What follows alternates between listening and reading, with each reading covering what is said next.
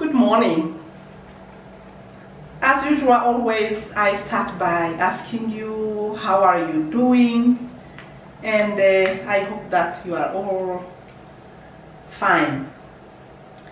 So, as usual, you know that every week we meet again online so that we can continue money management training, and today we are looking together chapter 8. What does chapter 8 contains for us? Look at the screen, and as you see, chapter 8 is about introduction to credit. Maybe you may ask yourself, what is a credit? We are going to understand more about its meaning. And as objectives, by the end of this session, you will be able to identify good and bad things about using credit. Having credit, is it good, is it bad? So what is good in it and what is bad in it? We are going to see that. Also, you are going to be able to identify the different ways to pay for goods on credit. How can you pay things on credit? And also, what will it cost you if you use someone else's money? Third, you are going to know 5 things that the lenders, someone who gives you money, consider when they want to decide whether it is good for them to give you their money, if it is good or if it is risky. So we are going to see what they consider for you to be able to have a credit. And also, as we are talking about credit, we are going to define what is a credit report, because it is important. And also, we are going to talk about how you can access your credit report. I like checking questions as usual. Now, today, let us brainstorm, think about this question. What does credit and debt mean to you? Because most of the time we confuse the two words, which are really a little bit confusing. What is a credit and what is debt? Let us look at their definitions so that we know clearly what is the difference between a credit and a debt. I hope you can read what is on the screen. Credit is money that a bank or a business allows a person to use. You want money from a bank or a business, money that you don't have. You want them to give you some money. So, the money a bank can allow you to use, we call it a credit. This is what we mean by credit. And of course, if you take money from a business or a bank or a credit union, you know definitely that you will be paying it back in the future. So the money is available now, but shortly or after a certain time, you will have to pay it back. In other words, it means that you are signing a contract between you and the bank or the business on how you are going to give back the money and what are also the other requirements. For a debt, we call a debt an amount of money received on a credit. Now, the bank told you, okay, you can maybe have a loan of 1,000, a credit. Now that we have already done all the process, now you have your money in your account or in your hands, that one we call it a debt. So it is an amount of money received on credit that you owe to the lenders. It means that this money belongs to the lender, even though now you have been giving it to use it. So it means that you are liable. Remember we talked about this word liability? So you are liable. It means that you are required to pay it back. And you have to respect the conditions. When are you starting to pay back? Or this will be in the agreement. Absolutely. When you look for a loan from bank or business, they will say, okay, but we have to pay an interest. And we are also going to see the definition of an interest, because it is not for free that you can borrow money from a bank. So they need also money. Then they will have to pay something above the money they give you. So paying an item on credit may cost you more money than if you wait. For example, maybe you want to buy something and you think that maybe, I want to buy, for example, a TV maybe for maybe 700 Canadian dollars. I don't know, you may think, oh, maybe if I borrowed money from a bank and I will have money to add, I can see, can I save some money every month? Then maybe in 3 months or 4 months I will be able to pay myself with my own money. This is more cheaper than asking money from a bank and a business, because they will ask you to pay more money because you are adding their interest. So as I was saying, you will end up paying more money rather than for you to wait and pay when you have your money from your savings. Now that we understand the meaning of what is a credit and what is a debt, look at these 3 statements. Think about them. If we said credit and debt are very dangerous, we should really avoid them. Credit, debt, dangerous, we should avoid them. Maybe someone else may say, for me, I think that credit and debt are both tools to use when we need them. You see, the word need here is coming. It is something we need and we don't have money. So what can we do? If maybe it's something we need really in 1 month and we are not able to save for it, so what can we do? Can we go for a credit? Because we need this money in 1 month and we will not have it. Then for that person, he will say, finally there are both tools to use when you need it, and you go for it. Yeah, credit and debt can help you build assets. You remember about what is an asset. Maybe something valuable, you want something really you like, which is really important to you. So it can help you build assets. For example, we talked about education as an asset, human asset. Maybe you want a loan because you want to go to school.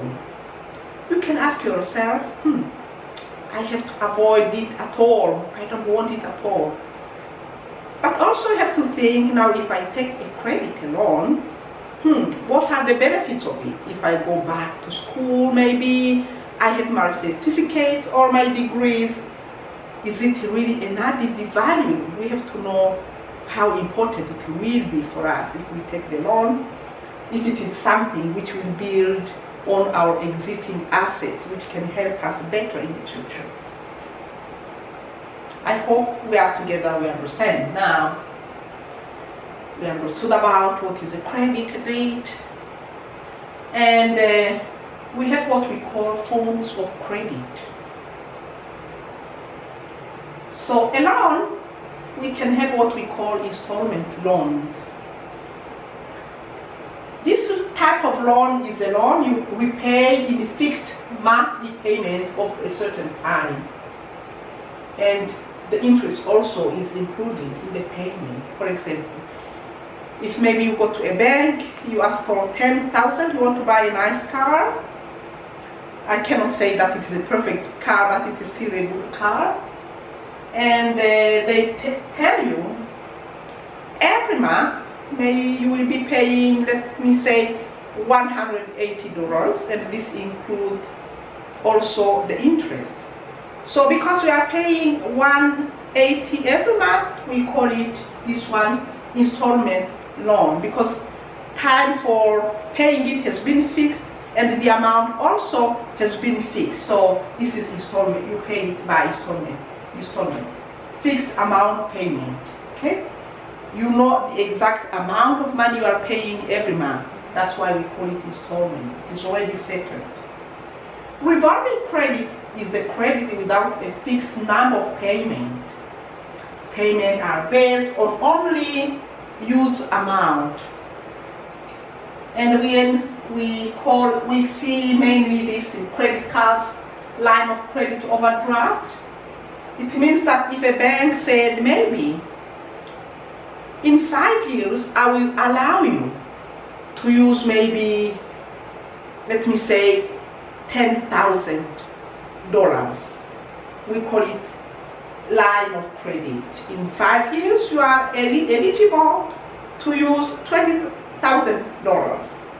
So maybe this year I can say, oh, among the 10,000 you said I can use in maybe 5 years, I want to use now 2,000.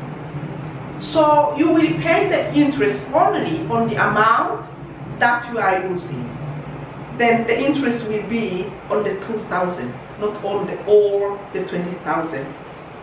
Whereas installment loan, through the money you are paying monthly, is for the entire loan you have taken. It is for the entire loan you have taken. I hope you understand the difference. So secured credit is a credit which requires the borrower to have an asset. We call it a collateral. So for example, you go to a bank and they ask you, do you have a house? Or maybe, do you have a land? Because we would like to have you to guarantee that if you are not able to pay, maybe we will be able to take your house, or we will be able to take your land. We call it a secured credit, because they give you the money and they are sure if you are not able to pay it back, they have something to sell so that they can have back their money. The contrary will be an unsecured credit, which doesn't require an asset or a collateral. And mostly on that unsecured credit, the interest is higher than when it is a secured credit. Types of borrowing. In the previous slide, we talked about a line of credit. So I said a bank, generally even the interest is less. Maybe, for example, you are planning to do something maybe next year or in 5 years. You see that you will need money in those 5 years. And you can go to the bank if you have a very good, we can say credit also if you are doing well, banking is well, saving well. The bank say, oh, I have a nice, good client. Yeah, you are eligible to a line of credit. It means that we accept you to use this X amount of money in this period. I explained to you recently in the first slide. So we call it line of credit. It will allow you to use the amount you want. Within the 20,000, a line of credit in 5 years, you can use today 5,000, maybe next year you can use maybe another 1,000. It can help you to do so. And overdraft. I think most of the time when you go to the bank, sometimes they ask you, do you have an overdraft? Do you want to take it? What is it? This is an arrangement which the bank put in place and you are allowed to take more money than what you have in the bank account. Suppose that you have maybe on your checking account, maybe you have 1,000 there or $500, but you want to have something more for 500. So what we call overdraft is for you. If you have only 500, you are allowed maybe to get 600. As you know, also, of course, it will have an interest on it. So personal loan is a loan which is given for personal use, whereas it is not used for business. Mortgage is a loan for buying a house. You can have it at the bank, credit union, and we have also private mortgage financing companies. We have a student loan, we have a credit cards also. They put money, you can use it, and make sure all the time you are able to pay it back. So I hope we got well what are the different types of borrowing. So the next one is cost of borrowing. Cost of borrowing. So when you borrow money, the amount of the money they give you, for example, you want to buy a car, 10,000. This 10,000 the bank gives you, or a business giving you, or a private financial provider gives you, we call it a principal. The 10,000 is a principal. For example, let me give you an example of maybe a principal of $200,000. Maybe you want to buy a house and you need 200,000. So always, as I said, it has an interest on it. When you pay it back, you not give only 200,000. You have to add the interest. If the interest is 3%, as you see here on the board, so you can know per year what is the interest annually. You will take 200,000, you will multiply by 3, and then you will divide by 100. 200,000 multiply 3 divided by 100, then you see every year the interest is $6,000. Your principal 200,000, interest per year will be 6,000. So you have also to be able to calculate how much interest this will be. So we will do it together when I will be calling you, when you will be coming to the class, if you want to have more interest to know better on the cost of borrowing.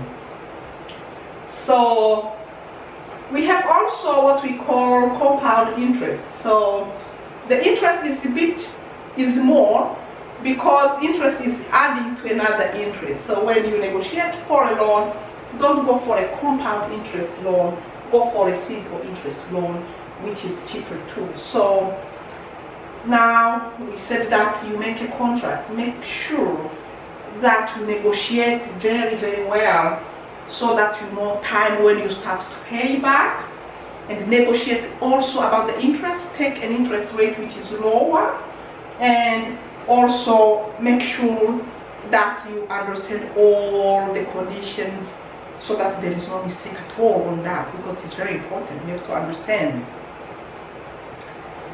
Now maybe kind of a practice now, when should we use a credit? Maybe look at the list of this. If I ask you, can you go to the bank or business, or even ask someone a credit or a loan to buy groceries? For a house, it is very expensive. Snack, can we ask credit for a snack, to buy a car, to have dinner out, to go to college, to borrow money for car repairs, or to go to vacation? Really, it depends on you. But as we said, a loan credit has positive and a negative side, so that's why we have to negotiate it so well, and we don't regret it in the future. So you have to ask yourself your question if you are able to pay back the loan. In other words, are you receiving enough income so that you are able to pay for your normal expenses and be able to pay back the loan? You have to ask yourself those questions. Because if you don't have an answer to those questions, you will be always stressed.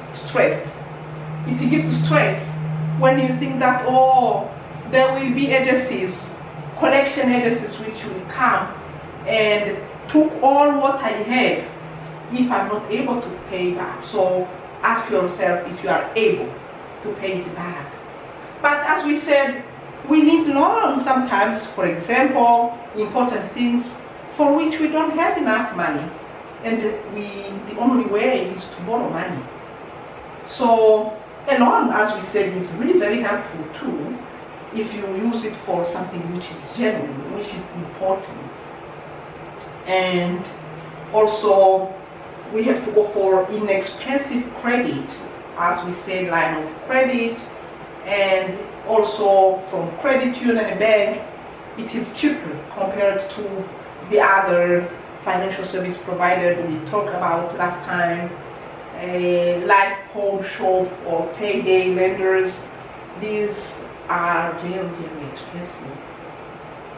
If we ask a loan to pay for education, I think this is genuine, because if we finish our education, probably we may get better job and better pay.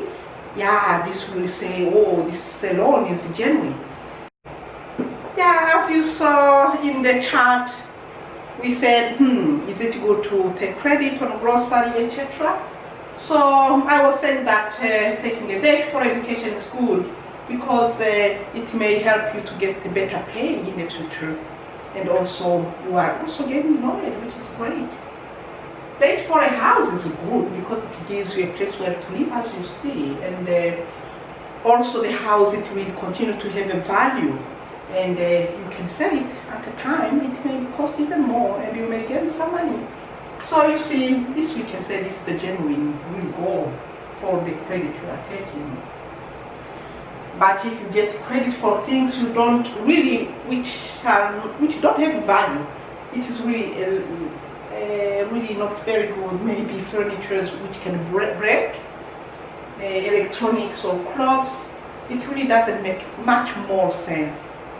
Yeah, so we have to use the credit for things which are really very useful to us.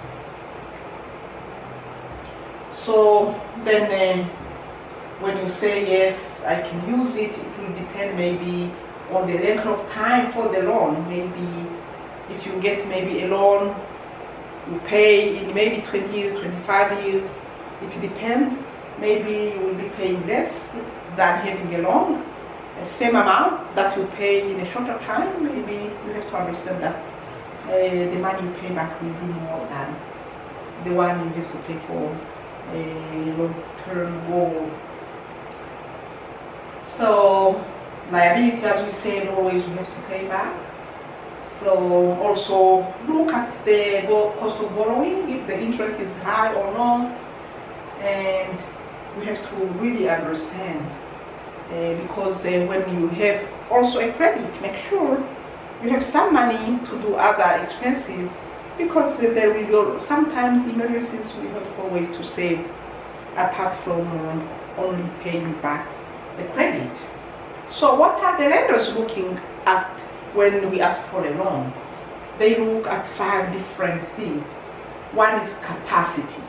The second one is character, collateral, credit history, and capital. So if you go on page 811, this is where you can read it. Go on page 11, and you are able to see what the lenders do. Look, capacity. It means that, are you able to pay back the loan? Are you able to pay back the loan? And is your income coming regularly? So do you have regular income? Do you have enough capacity? Are you working full time so that you have enough enough money for that. So you see, these are kind of things the lenders are looking for. Character. For example, if you have a good character, let me say, they look, have you been living at the same place maybe for long? For example, if maybe you have living at 3 different places, maybe 3 different houses or apartments, maybe in 1 year they may ask themselves, that person is not stable, so maybe she's not have this character, her character is not able. Maybe also they can see you have been working at maybe 3 different places in 1 year. They say, oh, the person is not stable. So they are looking at your character too, and also your capacity. And collateral, we talked about it. It is an asset. It's something you can say, oh, this thing I have it. If I don't pay back, you can take it. It's collateral. Credit history. So credit history, if you go on page 312, you can see what it means. They look at your past history of borrowing money. Have you been borrowing money? Are you using the credit cards well? Are you paying back what money used from the credit card?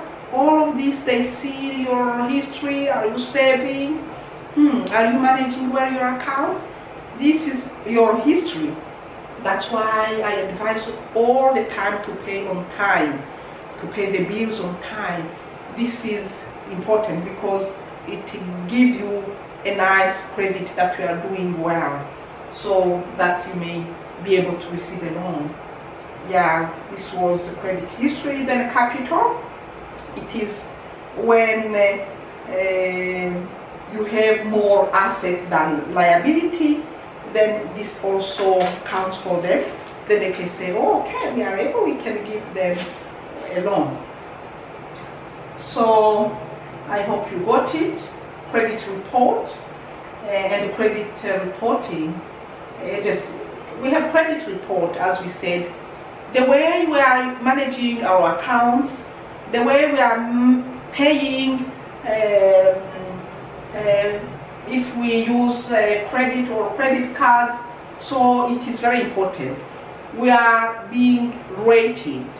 So here in Canada we have 2 agencies, and one is called TransUnion, another one Equifax. Those companies, they have all information about credit record. So if you are doing well, they know. You can even ask your report if you want. And they look at the description of your customers. It is the business and organization which are using them, so that if you ask money from business from the bank, so they look how your history, your date, your repayment history, and then they print a report for you. So if you haven't been paid on time, you have a bad history, so you have to correct mistakes easily, so that before you ask for a loan. Because if you have a very bad history in paying back, in managing your money, your accounts, then it has, as I said, an impact, a negative impact on you. It will be difficult for you to have a loan. So when you go to page 8, 10, 17, rating, they use the letter R. R0, it means that you have just received a credit, a loan. You haven't started to pay it back. So from R1 you are paying within 30 days. When you move maybe from R5 towards R9, it means that you are not doing well at all. You have to really do your effort to correct the mistake, and because your history is not really good at all. Yeah, so we have to pay in time. This is what we are saying, and we have always to double check if you are doing well. If you want to know your credit report, tell me we can give you a form to fill out, and you can send it, and they can send you a report, and it is free of charge. They will tell you, great, we are doing well. Sometimes nowadays technology is growing. I've seen that even if you want a loan from a bank, they will tell you if your credit record is good or not. So you can also have it from your bank if you want to have a credit.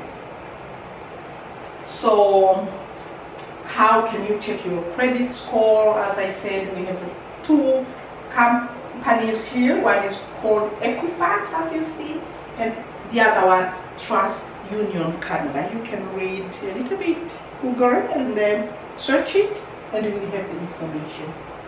I think that's all on this chapter. Hope you got something. Just before I say bye to you for today, I remind you always, are you saving in the matched saving account? Make sure you are saving in the matched saving account.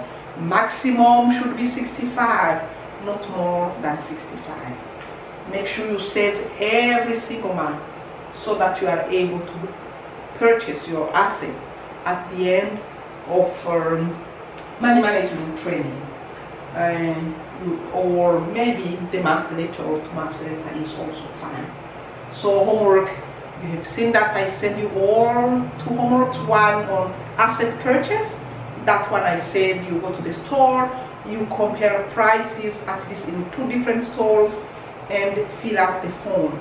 So this is a kind of practice, because when you want to buy something, you have to compare prices. Buy something of good quality, but which is also cheaper. So comparing prices is okay. And as I said, don't leave any single money there. So homework on budget, it is a long paper. You put the income and write down the expense in each category. So if you have any question, please call me. And as you know, next week I will call you for the feedback so that we discuss it. So once again, I thank you very much for your participation in this training. I hope you are gaining something, and see you next week for chapter 9. Have a wonderful day.